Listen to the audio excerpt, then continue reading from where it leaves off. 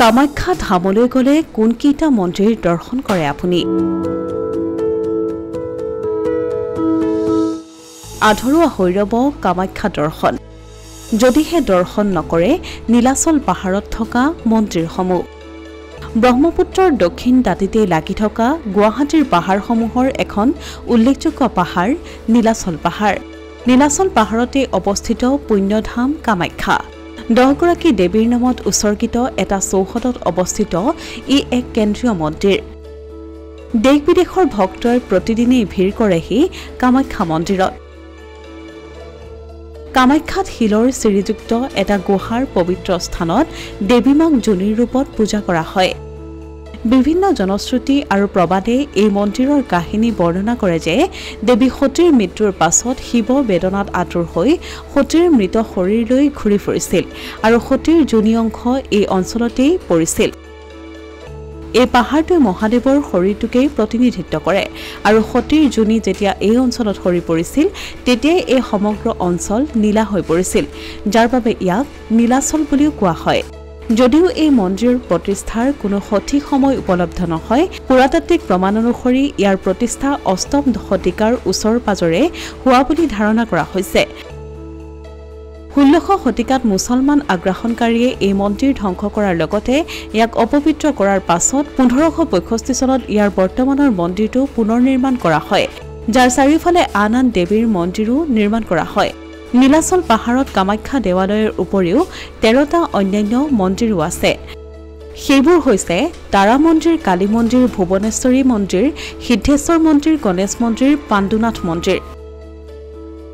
কামাখ্যা কেন্দ্ৰ কৰি ইয়াত অৱস্থিত 10 মহাবিদ্যা মন্দিৰত দৈনিক পূজা অৰ্চনা কৰা হয়। 10 মহাবিদ্যা মন্দিৰ হৈছে কালী, তাৰা, ষোড়শী, ভুৱনেশ্বৰী, ভৈৰৱী, ছিন্নমস্তা, ধূমাৱতী, বগলামুখী, মাতংগী আৰু কমলা। কামাখ্যাত মহাদেৱৰ পঞ্চপীঠো আছে। সেইবোৰ হৈছে কামেশ্বৰ, সিদ্ধেশ্বৰ, কটিলিংগ, হেৰুক, ভৈৰৱ বা আঘোষ আৰু টুকেশ্বৰ। উল্লেখযোগ্য যে কামাখ্যা মন্দিৰলৈ অহা যোৱা কৰা মঠৰ সমীপতে আছে 3টা বাঘেশ্বৰী মন্দিৰ। সেইকেইটা হৈছে ললিতাকান্তা, জয়দুৰ্গা আৰু বনদুৰ্গা মন্দিৰ। কামাখ্যা মন্দিৰৰ কাষতে আছে কুবেৰ দেৱতাৰ স্থান। সেই স্থানত মন্দিৰবিলাকৰ সা-সম্পত্তিবোৰ থাকে। এই স্থানৰ ভঁৰালৰ পৰা মন্দিৰৰ পূজা, সেৱা আৰু ভোগৰ সামগ্ৰী যোগান ধৰা হয়। কামাখ্যা মন্দিৰত 7টা কুণ্ড আছে। তাৰ ভিতৰত সৌভাগ্য কুণ্ড, অমৃত কুণ্ড, ঋণমোচন কুণ্ড, দুৰ্গা কুণ্ড, গয়া কুণ্ড, ভৈৰৱী কুণ্ড আৰু নপুখুৰী বিখ্যাত। ভৈৰৱী কুণ্ডকে কাছ পুখুৰী বোলা হয়। একেলগে 7টা কুণ্ড থকা নীলাচল পাহাৰৰ কামাখ্যাই একমাত্ৰ স্থান। কোনোৱে বিচাৰিলে নীলাচল পাহাৰৰ পৰাও মহাবাহু ব্ৰহ্মপুত্ৰক পূজা অৰ্চনা কৰিব পাৰে। লগতে সেই স্থানৰ পৰা গুৱাহাটী মহানগৰীখনৰ মনোৰম দৃশ্য উপভোগ কৰিব পাৰি। নীলাচলৰ পশ্চিম ফালে পাণ্ডনাথ দেৱালয় অৱস্থিত। পাণ্ডনাথত বিষ্ণুক মূল দেৱতা হিচাপে পূজা অৰ্চনা কৰা হয় আৰু বিশ্বাস কৰা হয় যে বিষ্ণুৱে মধু আৰু কৈতভা নামৰ 2টা দুষ্ট অসুৰক নিজৰ উৰুৰ ওপৰত পেলাই শিৰস্থিত কৰিছিল। বিষ্ণুৱে যিখন উৰুত পেলাই শিৰস্থিত কৰিছিল সেইখনক এটুকুৰা শিলে প্ৰতিনিধিত্ব কৰে, কিন্তু পাণ্ডনাথ নামটো এটুকুৰা শিলত খোদিত থকা 5 পাণ্ডৱৰ চিত্ৰৰ পৰাহে গ্ৰহণ কৰা হৈছে।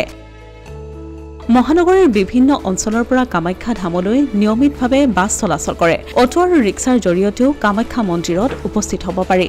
যদিও বছৰৰ যিকোনো দিনতেই কামাখ্যা মন্দিৰ ভ্ৰমণ কৰিব পাৰি, জুন মাহৰ অম্বুবাচী মেলাৰ সময়ত ইয়াত দেশৰ হাজাৰ হাজাৰ ভক্তৰ সমাগম ঘটে। প্ৰত্যেক জুন মাহত কামাখ্যা চৌহদত 2 সপ্তাহজোৰা কাৰ্যসূচীৰে অনুষ্ঠিত হয় অম্বুবাচী মেলা। ভক্তসকলে দূৰ দূৰণিৰ পৰা আহে অম্বুবাচী মেলালৈ। এপ্ৰিল মাহত বাসন্তী পূজাৰ সময়তো দূৰ দূৰণিৰ পৰা ভক্তই ভিৰ কৰেহি মা কামাখ্যা দৰ্শনৰ বাবে। মনসা পূজাৰ সময়তো দেশৰ সকলো প্ৰান্তৰ পৰা ভক্তপ্ৰাণ ৰাইজ আহি কামাখ্যা মন্দিৰত সমাদৃত হয়। Asomiya Pratidin digital desk.